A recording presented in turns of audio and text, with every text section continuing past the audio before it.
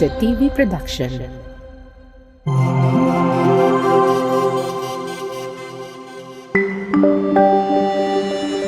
Your only island TV channel.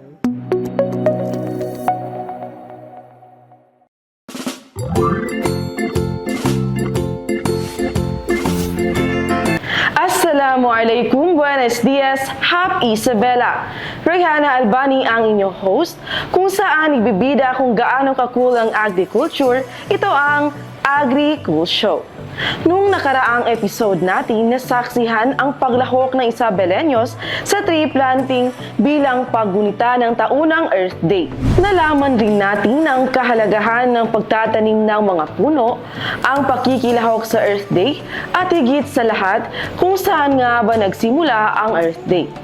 At ngayong araw, panibagong episode na naman ang matutunghayan natin. Ano pa ang hinihintay nyo? Halina't sabayan nyo ako sa panibagong paglalakbay.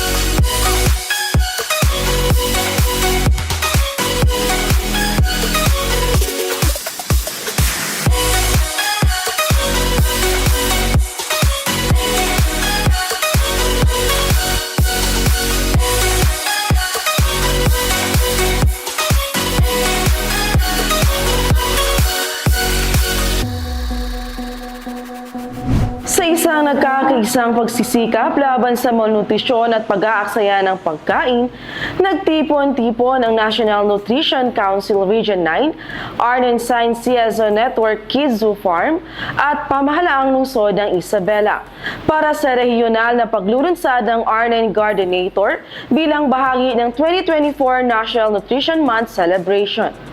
Ang mga kilalang dumalo ay kinabibilangan ni City Administrator Pedrito Isma, Agricultural Technologies Jonathan Pedillon, BLGU Diki na pinamumunuan ni Punong Barangay ni Mademan, SK Chair Sultan Ramil Mahalail at mga Barangay Nutrition Scholars. Nagsimula ang programa sa isang presentasyon ni Elton Pellegrino na naglalarawan ng potensyal na epekto ng R9 Gardenator. Binigyan diin ang pakikilahok ng komunidad, hinikayat ni Pellegrino ang kolektibong aksyon sa pagtugon sa lokal na pangangailangan, pangnutrisyon at alalahaning pangkapaligiran. So, yung atin na activity ngayong araw na ito ay upang i-launch po natin yung ating R9 Gardenator, no? So ano po itong R9 Gardenator? So kung nakikita po natin dito sa may tabi po ay meron po mga drum.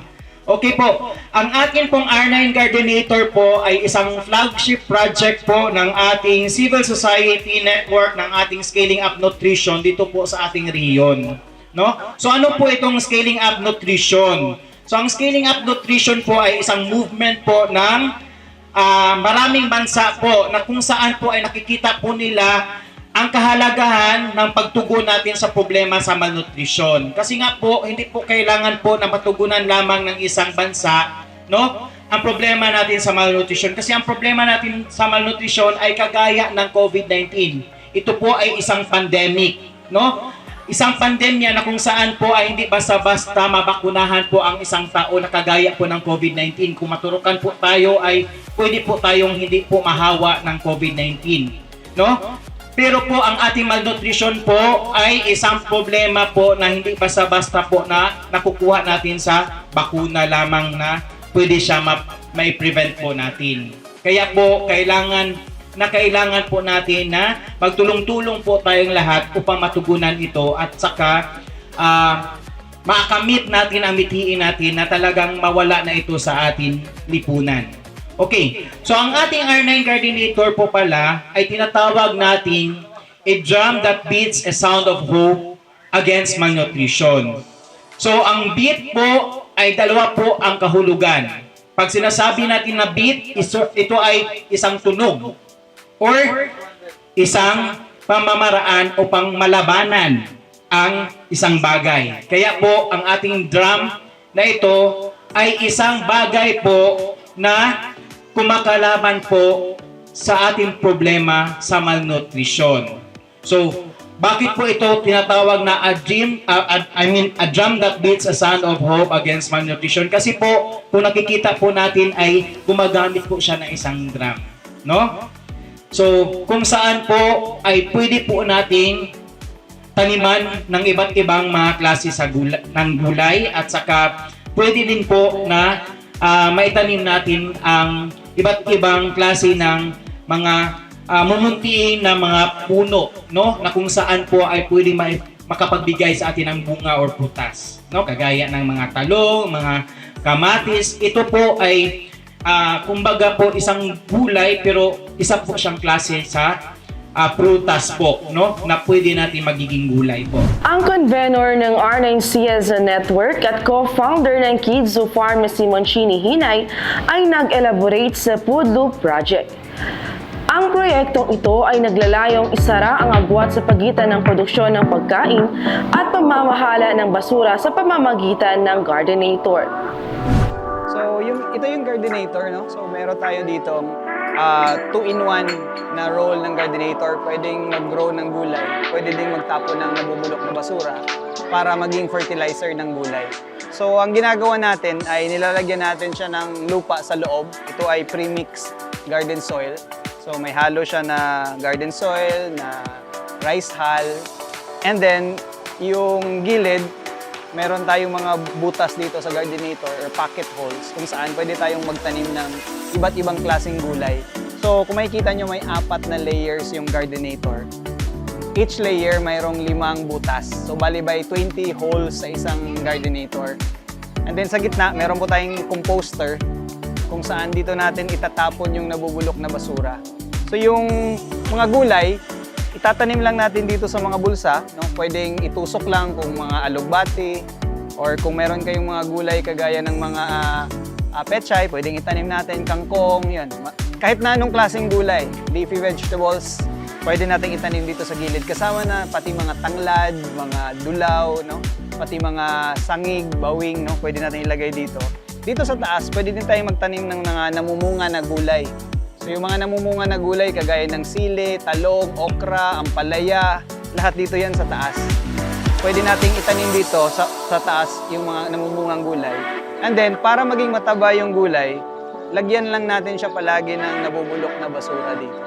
So yung mga nabubulok na basura, kagaya ng mga kitchen scraps, yung mga balat ng prutas, ng mga balat ng gulay, pati yung mga sobrang pagkain na hindi na natin naubos, pwede nating ilagay dito. Bawasan lang natin ng tubig, no, huwag tayong maglagay ng sabaw, para pag nabulok yan, magiging fertilizer sa lupa. So ibig sabihin, pag fertilize ang lupa, may pagkain ang tanim. Magiging maganda yung tubo ng tanim. So yun po yung mechanism ng Gardenator. So gagawin nyo lang, tambakan nyo ng basura, and then tanim, harvest, kain, lagay ng basura, tanim, harvest, kain, ganun lang, paulit-ulit. So, and then may pagkain na po kayo sa bahay. It is a solution to both food security and food waste. The Gardenator is a very low-tech, cheap, and innovative solution to things such as food waste, food insecurity, and aside from that, in the middle of this Gardenator, there is a place where you can compost your food waste. where you can compost your food waste, and it will give to the and nourish the soil. So this is what Arved is about. We are trying to introduce a new technology for the betterment of the community. Thank you. Ipinahayag ni Mayor City Jalia Turabin Hataman ang pasasalamat sa Barangay Diki para sa kanilang mainit na pagtanggap at binigyan din ang kahalagahan ng inisyatibang ito sa pagpapabuti ng kabuhayan at pangangalaga sa kalikasan. So much sa naisip ninyong initiative na sinishare ninyo sa marami ngayon. Hopefully, mapasama kami sa mga success stories ninyo. Masyado kaming na-inspire sa mga nasimulan ninyo. Sana maging parte din kami ng inspirational na kwento ng inyong Gardenator. No? So, yun, looking forward. Sana sana mabuhay yung mga itatanim. Dito na magkakaalaman kung kaya ba nating mag-garden. And then, syempre, ngayon, magtatanim tayo, pero ang pinaka-importante, amuin tumubo siya, no?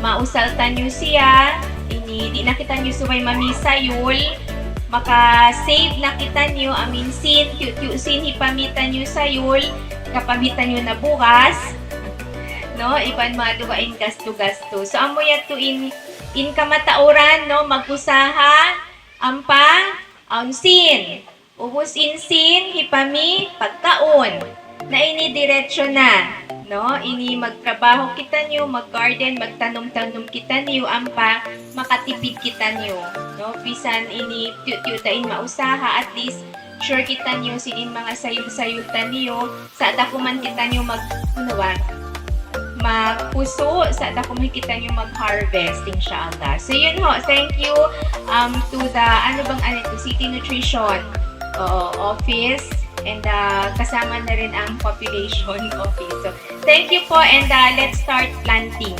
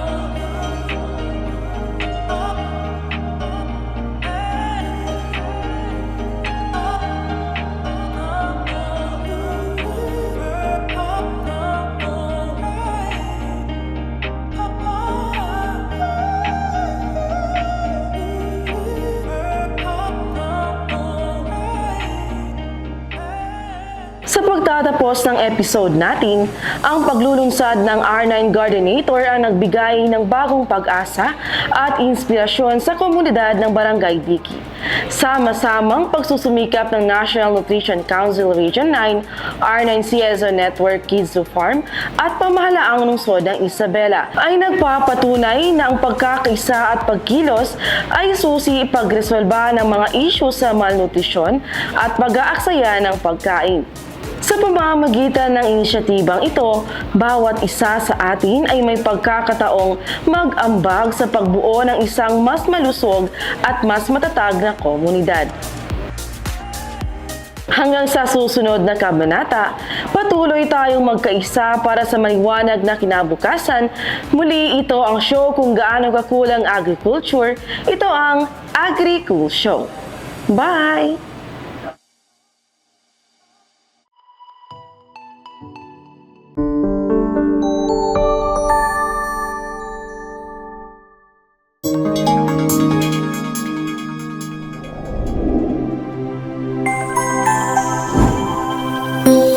Isa TV Production.